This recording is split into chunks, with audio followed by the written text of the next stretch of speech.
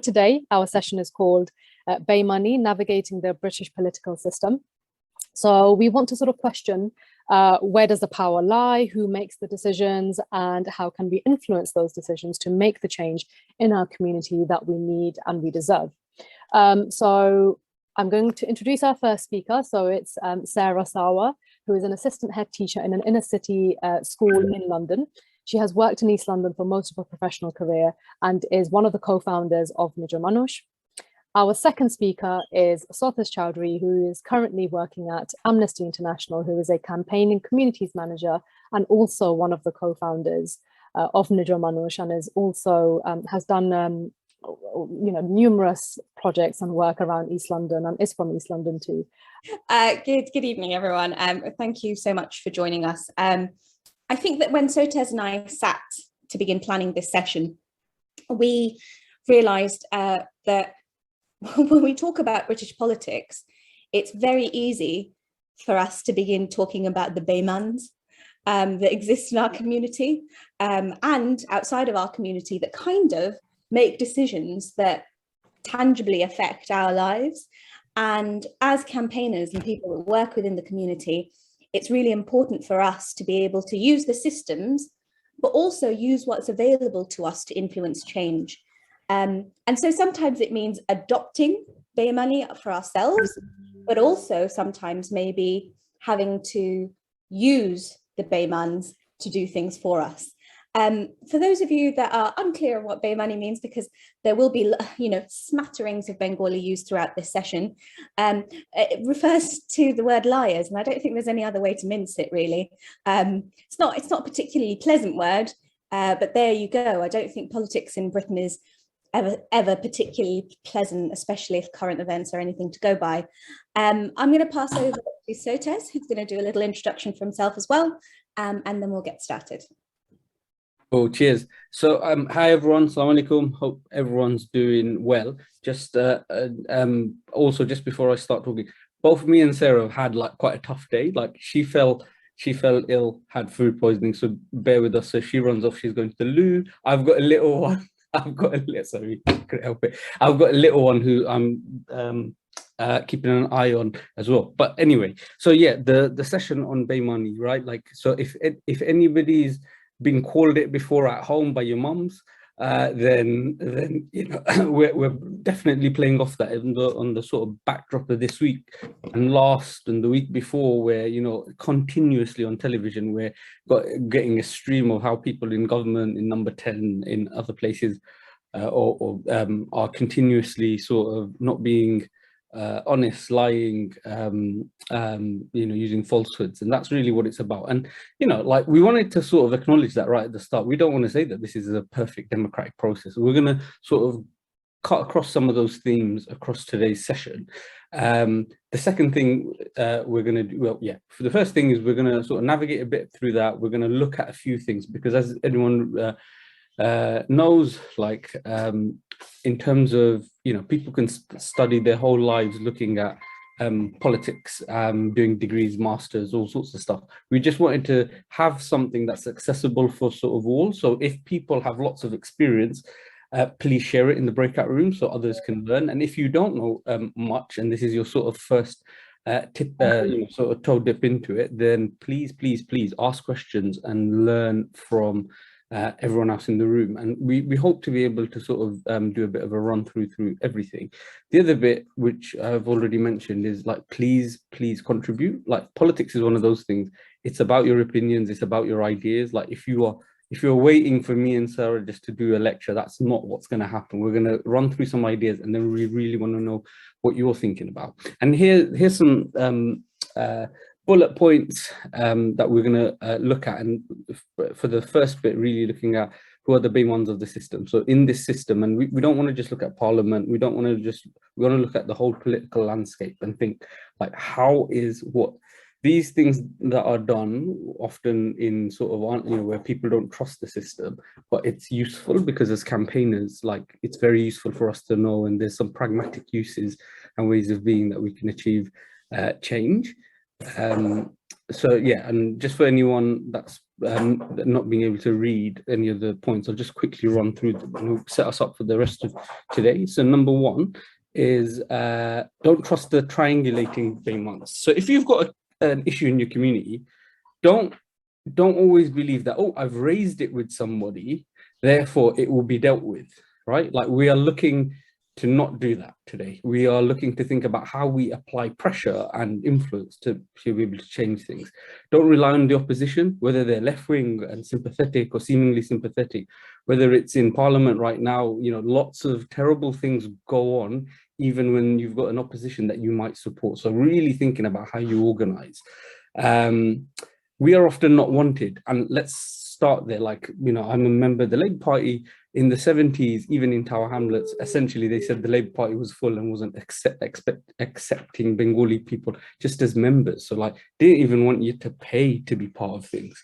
So, you know, like, we start from that point and going, yeah, sometimes it's tougher for people of Bangladeshi backgrounds and ethnic minority backgrounds, but that's fine. We know we're there and we're going to organize from that point.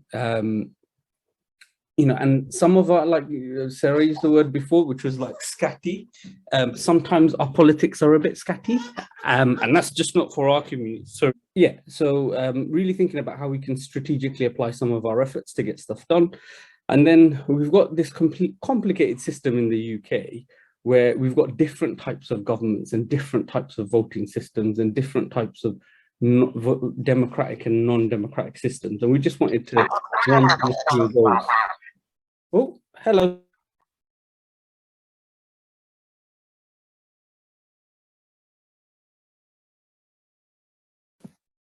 If we could get to the next slide.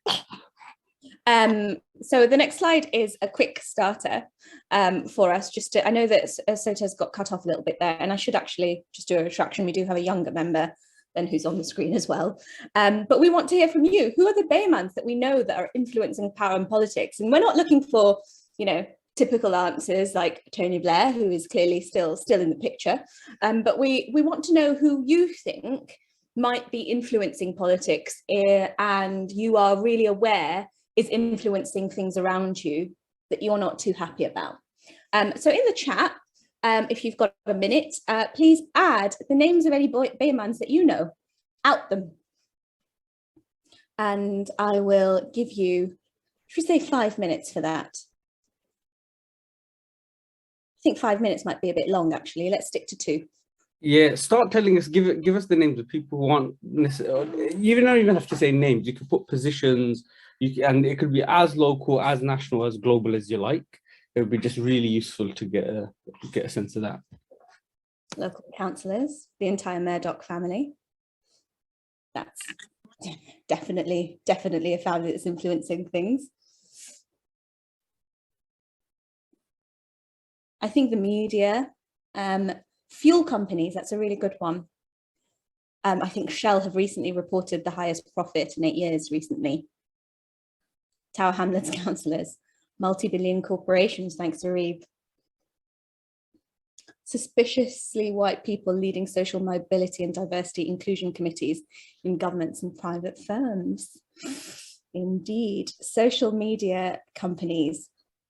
Sadiq Khan, Sajid Javid. Universities.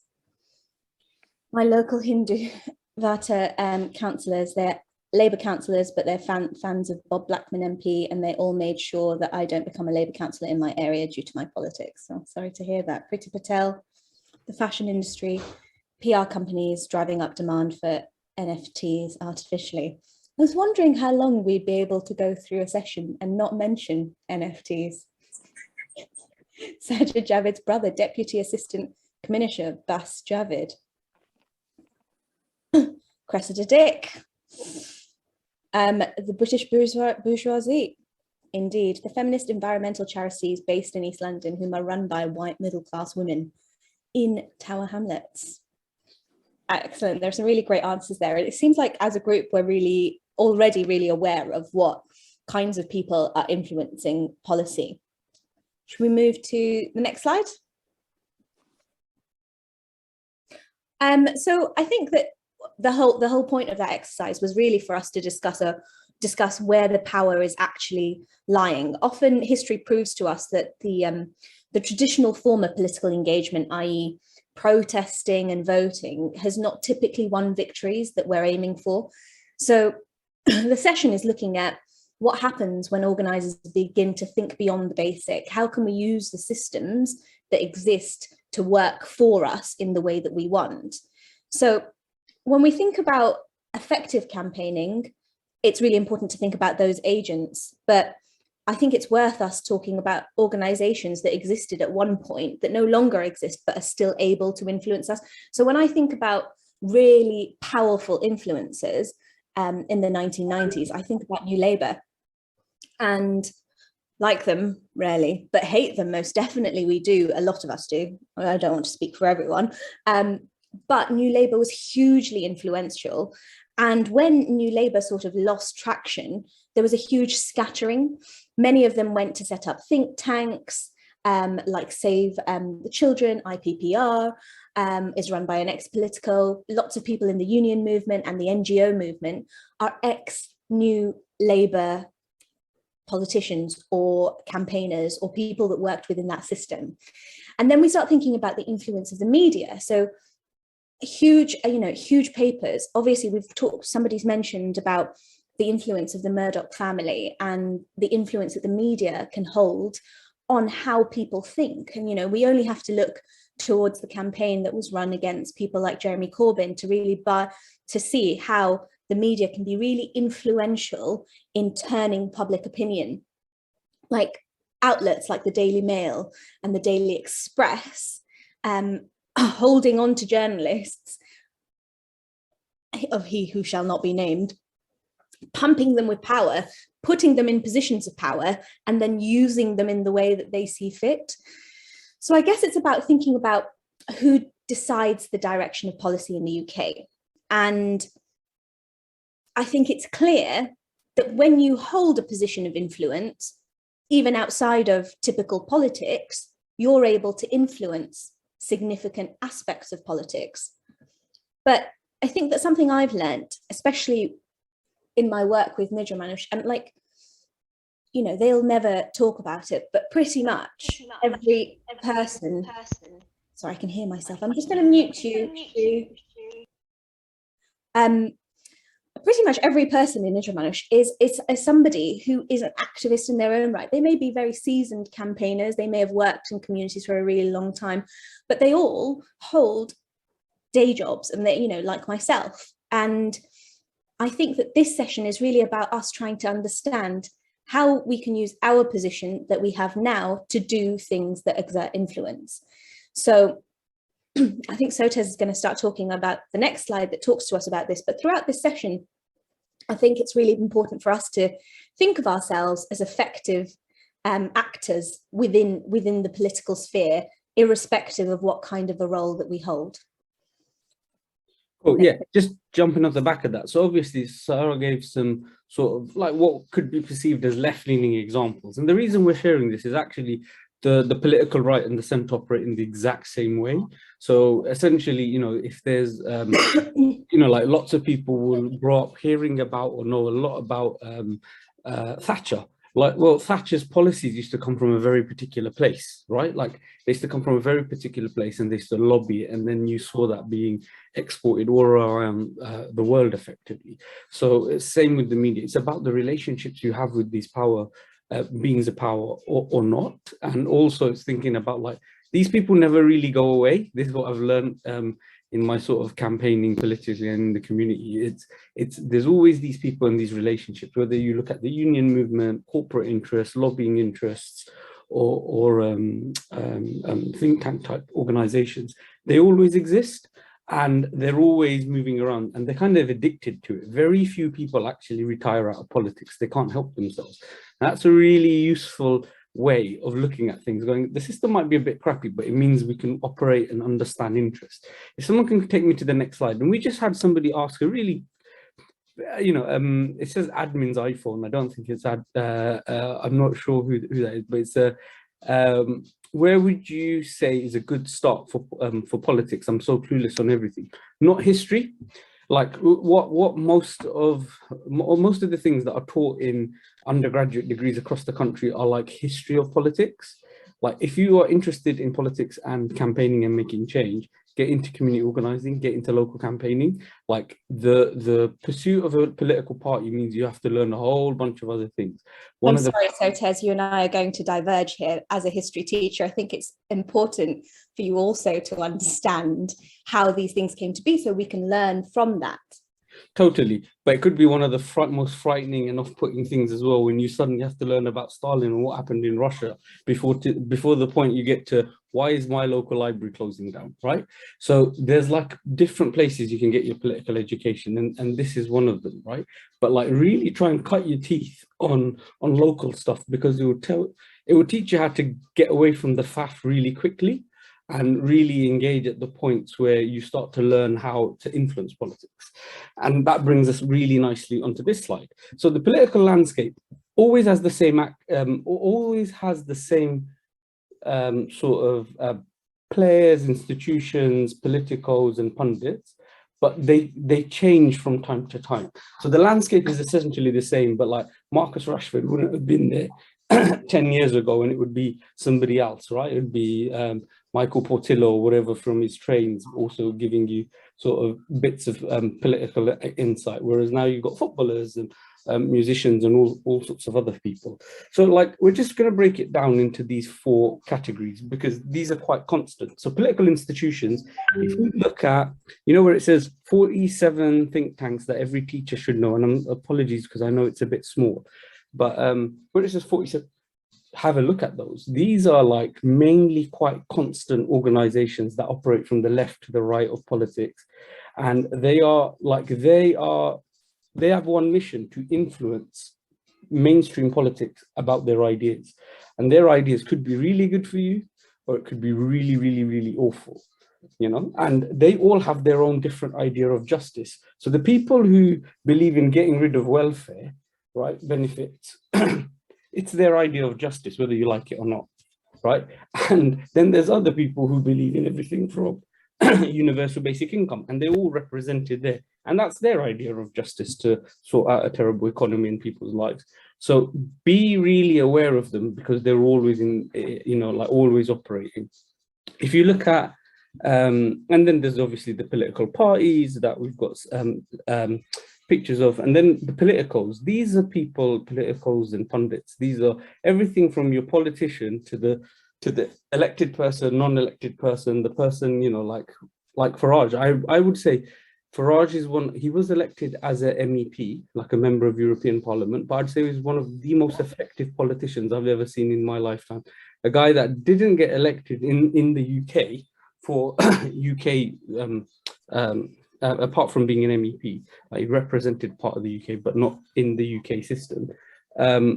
And look at the shift he was able to bring, like the divide or the bringing together, depends on how you want to look at it. So like it's really, really, really possible to change public mood, as whether it's an independent person or a collective or part of a political party. I mean, UKIP has only ever had 2 MPs who sort of defected, but like essentially look at the influence and the lasting change, whether you like it or not, that's taken place as a result. We've got a picture of 2 people sat down there. One of them is Ash Sarkar, who's got some Bengali heritage as well. These are like political commentators, right? And they are more and more appearing and shaping discussions and debates. Like these, you know, it's really important to go, well, actually, if there's a particular campaign we want, and if we can get them talking about it with the platforms that they're on, like suddenly the tide shifts, and suddenly your little local issue, you can really like amplify it. Players, so this is, you know, different TV channels who essentially have you know, different types of viewings, and they have their own audiences. That's really powerful for communicating a message. But also people with money, like donors, like they always exist in politics. And we should really be aware that how their influence often obviously dictates things, whether that's like the unions funding the labor movement, or it's environmental organizations funding particular campaigns to get green issues, or it's businesses lobbying for, like somebody earlier on message saying energy.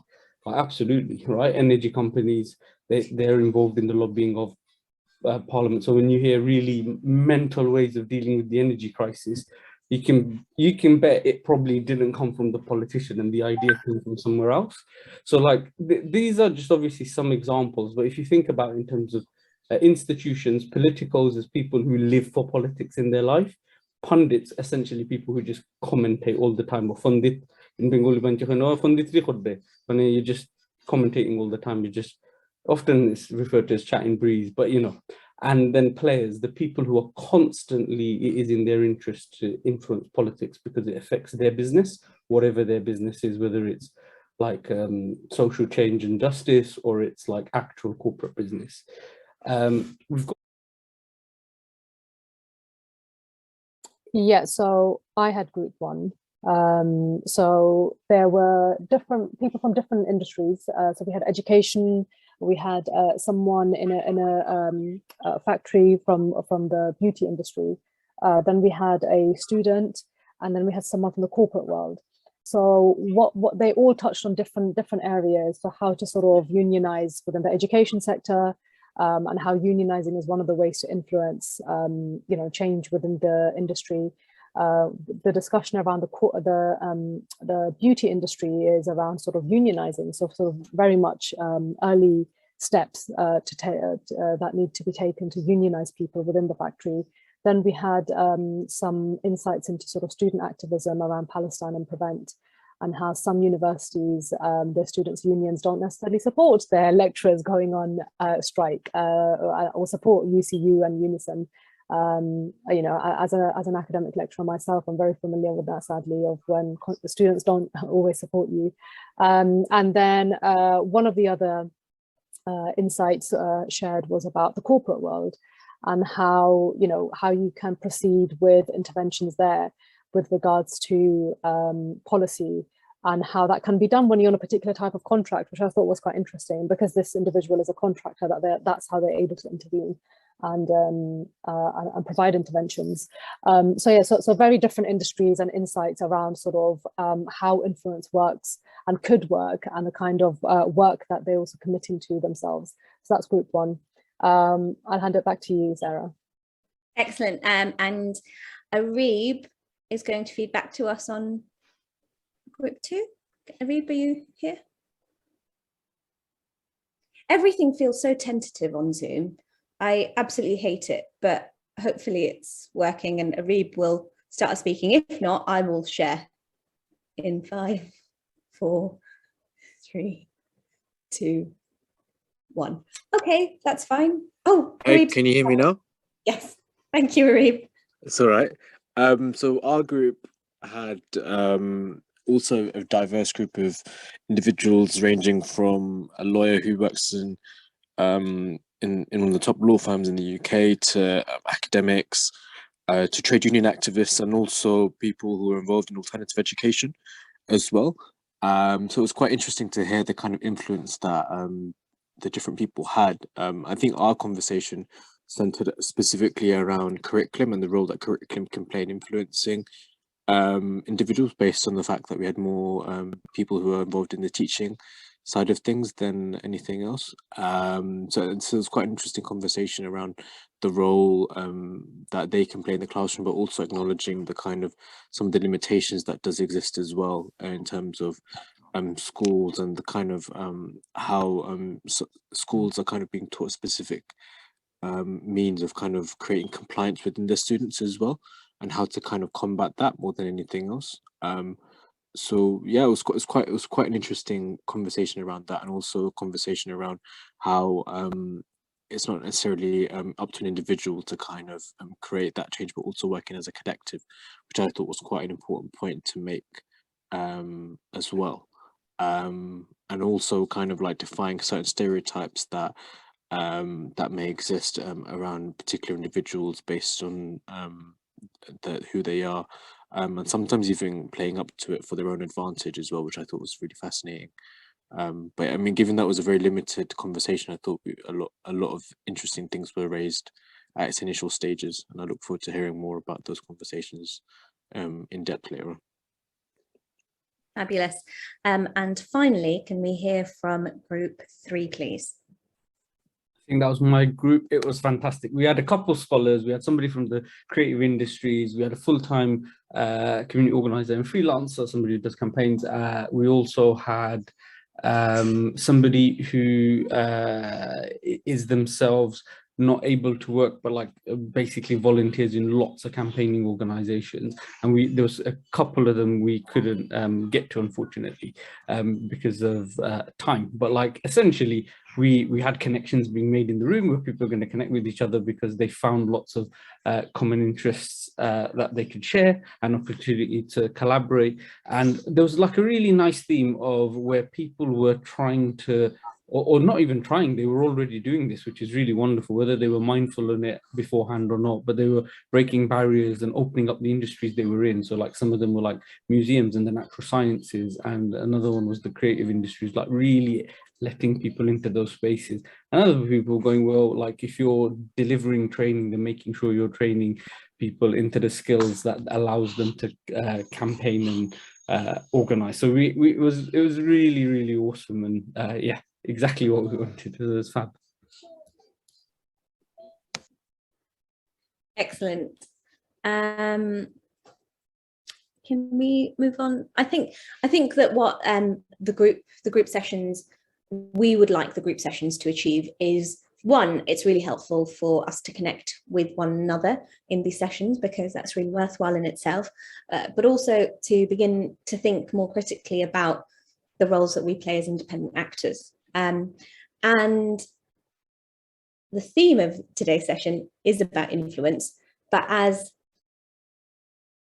independent actors, how we influence those influencers. So I guess we could look at various, I think Sotas has done a really good job of explaining different agents, but one such agent of influence is the House of Lords. I've said the word influence so many times now. The House of Lords. And traditionally, when we think about the House of Lords, we think about it as a non-elected chamber, primarily filled with quite middle class and upper class individuals who are there for life, and it is perhaps considered to be one of the more undemocratic aspects of our parliamentary system. And we're going to talk a little bit more about democracy later, but there have been lots of studies into the way that the House of Lords influences policy. And I think Professor Meg Russell of University College London has done a really interesting study into the ways in which the House of Lords has exerted its influence in 2016 and 17.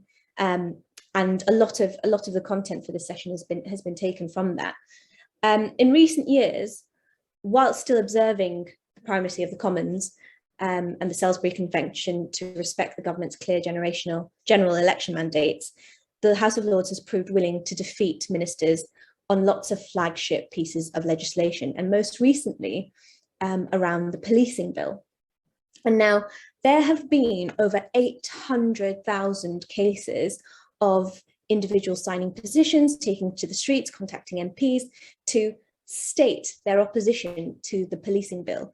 And for those of us who might not be totally familiar with it, the police crimes bill was a new piece of legislation that was introduced last year. And the aim of it was essentially to increase the police's power of surveillance and the control that it had to exert, the control that it could exert over protesting. And what happened was, I think, largely through the huge pushback, the House of Lords in its first and second reading was able to hold lots of those amendments. So in March 2021, Parliament held its first debate on the police crime and sentencing bill, and there were lots of concerns about the legislation and the rights, the effect that it would have on the rights of communities and citizens who would to make their voices heard during peaceful protest. It would criminalise protesters, threaten fundamental rights like freedom of assembly, the right to gather, and things got significantly worse when the government tabled a raft of amendments to its own bill that would add even more measures to restrict and criminalize protests. And so, you know, it could be argued that it would make what we do around the freedom to protest make England feel like more of a dictatorship. And I think that it was a general sense that the proposals were really oppressive. So, you know, in terms of how it could stop the right to assemble, to giving the police even greater powers to stop and search near protests, and even the power to ban individuals from protesting. And so when the House of Lords intervened and defeated the bill on 14 different amendments, it really showed that the House of Lords has the capacity to act as an agent that can effectively block what seemed or felt to be at the time flagship pieces of legislation. And I think it really speaks to how, as a chamber, whilst we may not agree with its existence or how it operates, it has the capacity to change things in the way that we as campaigners would like. I think so, Tez, did you want to elaborate? No, I think I'll pick up a bit more on the voter ID stuff in a bit, but you know, the ridiculousness of this was, folks, if you were deemed to be seen as noisy or disrupted by not even the police, but by somebody in a crowd, if you were attending a protest, like that would have been enough to be arrested. So like, we're really talking about the draconian measures here, just kind of like, you know, like they're quite out there. That was quite bullshit. And, you know, like looking at the influence hotseat, what we're not arguing for here is we want to keep the House of Lords because it's useful for this. What we're saying is the House of Lords can be made useful depending on where you're campaigning. And it's about being tactical and pragmatic. Back to you. And it's about using what's available to us. And I think that often, for example, I did politics A-level, and one of the easiest ways to engage in politics is either you vote, or you can protest, or you can participate and be a politician. And we will talk about those methods of instituting political change in a second. But when it comes to protest, I think it's fair to say that in this country, we're not all too hot on it in terms of, there are protests that happen, but the mass demonstrations and the power that protest can create is really well exemplified in some of the farmers' riots that took place in 2020 and 2021 in India. If we could just move on to the next slide. And I think that this is a really great case study for what really strong unionized protest can achieve. So just a bit of background, in 2021, the farmers' protest was a protest against 3 farm acts that were introduced by the Parliament of India, namely Modi's government. And they were called the Farm Bills, and essentially they were anti-farmer laws, as named by lots of unions, who said that it would leave farms at the mercy of corporates. Farmers against this demanded the creation of minimum support price bill to ensure that corporates couldn't control prices that would price them out. And this was a movement that was really strongly led by unions. Unions began holding local protests, mostly in Punjab, and after 2 months of protests, the farmers' unions began a movement called Dilli Chalo, which is like, let's go to Delhi. Apologies for my pronunciation, in which tens of thousands of farming and union members marched towards the nation's capital. And I think that protest really captured the spirit of what can be achieved through significant protest. It went through many stages until the Supreme Court of India actually stayed the measures of the farming laws. But even then, the unions recognized that staying the measures were not what was needed. And finally, in November of 2021, the union government decided to repeal the bills. And this was a huge moment in history that actually really shows the capacity that protests can have when it's organized and union led. Obviously, there was fallout. There was fallout from protests like this. And I think the purpose for us highlighting such a protest and such a movement, in fact, is to show that the traditional form of politics of a one-day strike through London or a march to Whitehall is really great and all well and good for gestures of solidarity and showing mass frustration at legislation.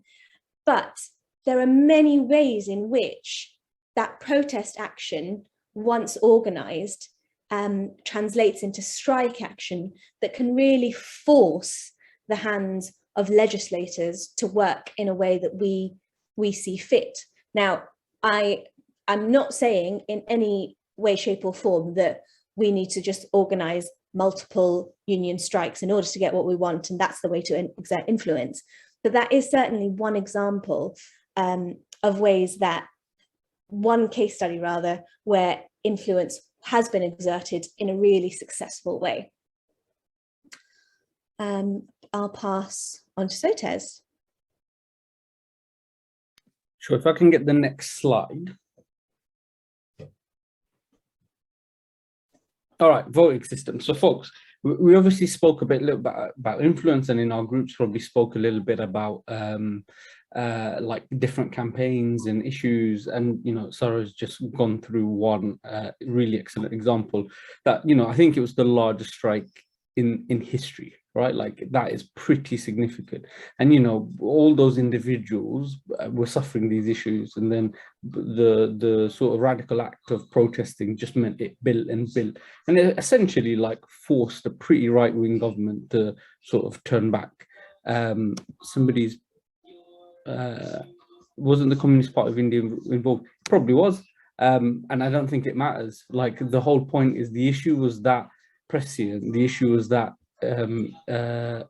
important, that lots of people got involved, and that's how it, and, you know, I'm less interested if there's a real injustice happening. I'm less interested in at that moment on, like, you know, are you picking exactly who you're working with or not? Like it's got a broad sense of appeal, so that's I think that's a good thing. That's a good thing.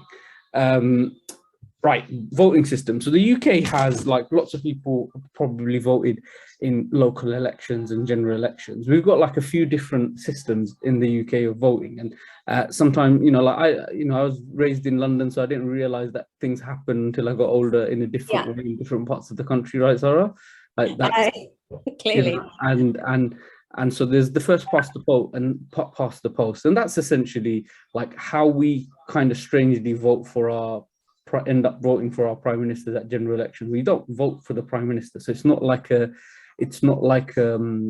way you do presidential elections, right? Like you vote for your local MP because you want that person and maybe that party, and then, you know, you count up to see how many votes they get, and if they're the highest out of all the people in the local area, then they get elected in. But that doesn't mean that's the government or party. You then have to wait for the entire election to finish and all the counts to come in, and then you go, right, that's it. And then they're non-democratically to the public, i.e. the public didn't vote for Boris Johnson necessarily. They voted in their local party candidate, whoever they wanted from whichever party, and then that led to that. So that's how first past the post happens. Again, we're not defending any of it. We're just telling people that there's these different systems, and it's useful to know because it tells you about how people sort of try and work elections. Then there's the alternative votes, which, and anyway, we will send these around and people can have a look at this. We've got alternative vote system, and there's another one if someone goes to the next slide, whereas people on the like, alternative vote is that simple, is the vote that's used as a ranking system. So you rank as many or as few candidates as you'd like, and the first preference votes are counted first, and that leads to your candidate, if they receive more than 50%, to be elected.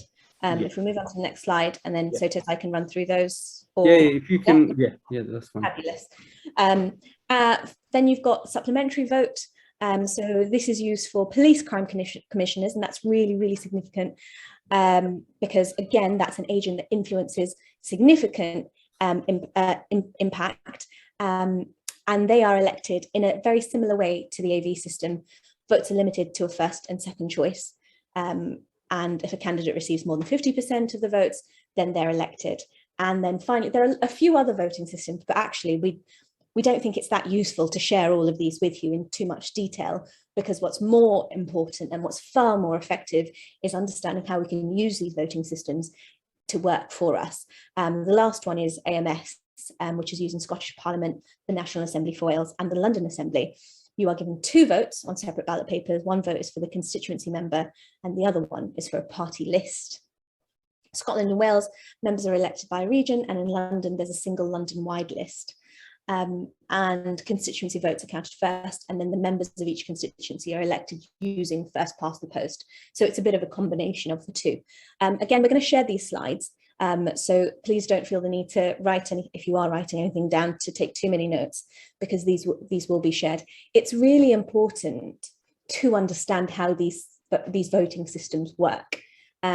Often people will gloss over this kind of nitty-gritty as being unimportant, because it's just logistics. But actually, in understanding these systems, as I've explained, it really puts us in a position where we're able to use them to our advantage, as Sotez is going to explain next. Sure. If we move on to the next slide, and thanks for that, Sarah. So again, like, why it matters is because sometimes you'll think, well, how, I voted, all the votes went for this person, but how come this person got elected as well?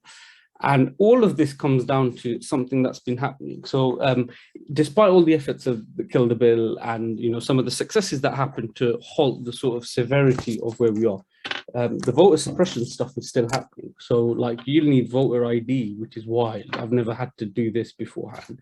Like, you'll need voter ID identification at your next set of elections, general and probably otherwise. Why does that matter? So what's the point? Well, what is the point of voting if lots of people don't vote? And that's like a real agitation for all of us who do vote, because we could do our best, but if lots of people aren't registered, and then currently there's millions of people who do not have like ID, like they've never left the country, they don't have a passport. There's millions of people like that in the UK. So and I think it's also worth saying that for a lot of us in this room right now, this disproportionately will affect our communities. So these kinds of measures are a real attempt to kind of control and marginalize our communities further. Totally. So, previously European citizens but residing in the UK paying their taxes here also couldn't vote in general elections. So like, they could be used as bashing and not face the parties don't have to face the consequences during an election. But yes, they used to be able to vote at local elections. Now, why does this all matter? Well, in the UK, and we're just looking at the last cycle of elections. If people look, sorry if it's a bit small, like I said, you can study more later. If you look at the 2010, 15, 17 and 19, what you will see, the country is not determined by who votes for who, it's determined by the people who didn't vote. And so by that, I mean, the largest part of the electorate that could have voted was the folks that didn't vote in 10, in 15, in 17 and in 19. So why is that important? Well, now with the voter ID legislation, there's going to be even more people who literally can't vote, or probably go, it's too much effort, so I can't be asked. And this is something we really need to wrangle with, we need to organize around. And why that matters is sometimes entire councils, entire elections are just are based on a few thousand votes or a few hundred votes, in the right places, and you could have a completely different government. You can have a completely different council. You could sometimes, you might have worked really hard for, and you thought you're going to get sure victory, but actually it can get snapped out just from underneath you because of this. And so, it's that, it says there on one of the slides, it says nothing strengthens authority so much like silence. It's quite convenient for less and less people to be part of our democratic system, and so we must organize. And like I said, the voter ID stuff, the suppression is hell-bent and designed to make that worse. So if we can go to sorry, so it says, I think yeah. And this is where, you know, the point I made earlier about the divergence on history. And we can see what happened in America when voter registration was required for communities of color, specifically the African American community. And what it created was not only obviously the racist agenda of the government at the time, but also it essentially further deepened poverty. And it created a system whereby if you couldn't vote and you weren't able to participate in a vote, it just put you in a position where nothing you ever wanted, politicians would never need to act in your interest because you weren't important. When this government gave the working man the vote in 1918, suddenly we started seeing a move to collective welfare being taken when it came to their healthcare. Because we realized that the working man could vote, therefore we would now need to invest in universal healthcare. We'd need to look at things like sick pay and workers' rights in order to gain those votes. So actually, in disabling people to vote, we disenfranchise them completely, but it then just means that nobody needs to worry about them anymore. Absolutely. I'm really glad you did that. And also, folks, for anyone that thinks, and there are lots of people who think they're sensible, go, oh, well, it's really important. We don't just want anybody voting. In the UK, this is virtually a non-issue. Like, there is the tiniest amounts of voter fraud. It should not suffice a reaction of any sort, forget, at this sort of level. In 2018, basically, Theresa May, ahead of 2018 local elections, Theresa May basically piloted this in 4 local authorities to kind of prove the point voter ID was required because fraud happens. And essentially it came back inconclusive. There was no evidence of it. And then they still went ahead with this. So it is definitely because they want votes to be suppressed rather than because there's an actual need of this in any way. And, you know, lots of us don't feel it yet because we've not had to go to the ballot box with this, but what we need to do is organize ahead of it. So our community, just like Sarah was saying, like the working class people, people of color, ethnic minorities, people, you know, people, like I said, it's sometimes like you've never needed a passport because you've never left the country, you don't have a passport, or you don't need to drive, don't want to drive, or can't afford to drive, so you don't have a driving license, and that's it. It makes it really hard for you to vote, and you know, it's just that step that takes you away from being able to exercise your democratic right. If I can go to the next slide. So voter registration. So everybody needs to register, and you know, lots of people forget to register when they move, or you know, or whatever it is. When you get married, or you know, lots of reasons as to why people move address, and then or are required to register. Like, we have to make sure we register, and in masses. Like, if you look back at the slides later on, you will see how many millions more are, you know, like unregistered or that don't turn up to vote. So we need to register, and then we need to make sure we do those drives. Like, this country can completely change, but it doesn't mean, you know, you just do a voter drive and then you get the right party in place. We need to actually keep on it. So we need to make sure that we're part of the manifestos that are being developed, the policies and the pledges. Like, do not leave it to politicians. I used to literally work for a political party, and I'm telling everyone, do not trust them enough to develop good stuff on your behalf. Like, you need to keep the pressure on them all the time, insisting, organizing, bringing communities together. People, you know, like before we were hearing Communist Party, this, that, whatever. Yeah, bring really unusual characters together because it's much harder to deny them. And for manifestos, basically, you know, what they go around in the around the country or your local area saying, we're going to do this, this, this. Like, make sure that things that your community wants are represented. Develop and build relationships with candidates. Now, this is the bit where I'm like, this is not about, let's just say this is a non-partisan form of campaign. We view it in that way. If you live in a really Tory area, and some people might hear, and they go, well, Labour never wins here, or the Greens never win here, or whatever. That's fine. That doesn't mean you can't get things on their agenda. You know, often people, because they go, I don't like the Tory candidate, I'm not going to talk to them. if you really care about your issue, what you're going to do is you're going to speak to as many people that are going to go and make them debate it at hustings, put it in their local manifesto. So like build that relationship, even if it's with someone you don't like. Like we were talking about the example of the House of Lords, I detest the system. I detest the fact that there's hereditary peers, people who like, it's because their great granddad was a something, like they've got a life entitlement. However, doesn't mean I wouldn't talk to them to help me on an issue, to stop something. So like build relationships with all the candidates around your issue. And it doesn't matter if you're a member of a political party or not. If you care about the campaign a lot, then like that should be driving the sort of political maneuvering you're doing. Build, fund, and exercise power campaigning and funding. So essentially, like some people give money towards campaigns, right? Big donors do this to control like political directions or like particular issues or particular policies. We can do the same. Like if you fund local, you know, like if you fund local campaigns on national parties or whatever, like you get to have a bit of say and shape.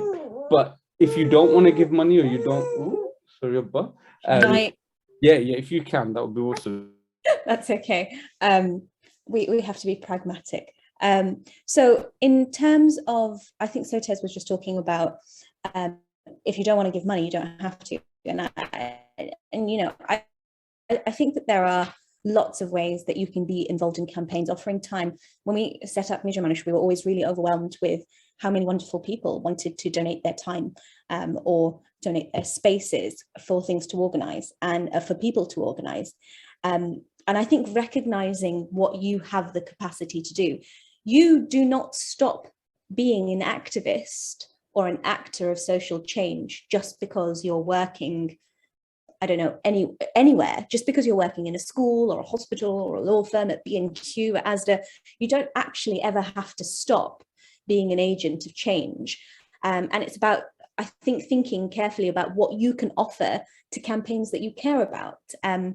I have some brilliant students in my school who are currently fighting to keep their local library open. There's a group of about 5 of them.